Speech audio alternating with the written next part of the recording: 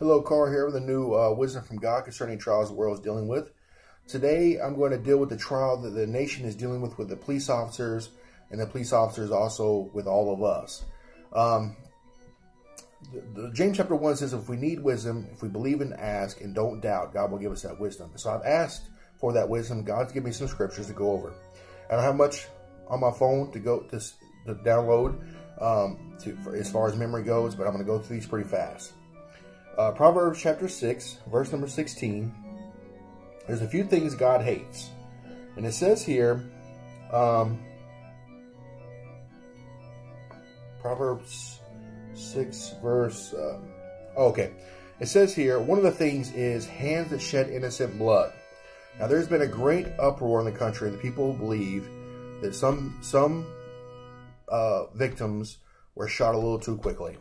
So I just want to say to the cops, I'm not judging you, but just please don't be swift to shoot. Don't be swift to shoot because they're never coming back, and I know you know that, but don't be swift to shoot. And I believe that's what God would say.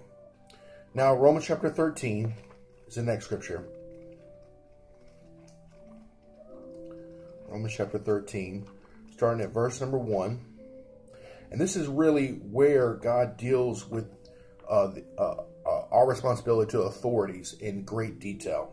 It says, let everyone be subject to governing authorities, for there is no authority except which God has established. The authorities that exist have been established by God, so the cops are there because of God. Consequently, whoever rebels against the authority is rebelling against what God has instituted, and those who do so will bring judgment on themselves. For rulers hold no terror for those who do right, but for those who do wrong. Do you want to be free from fear of the one in authority? Then do what is right, and you will be commended. So we got to want to do good everywhere we go. Just be a good person. Okay? For the one in authority is God's servant for your good. But if you do wrong, be afraid, for rulers shall not bear the sword for no reason. So that cop has that gun. It says sword in the Bible, but 2,000 years later, he has a sword. He has a gun. Cops bear that gun for a reason. We're supposed to have a reverence for them, a respect and an honor. It goes on to say that in Romans chapter 13. Because, you know, we have to do what they say to do. Okay, so be very careful.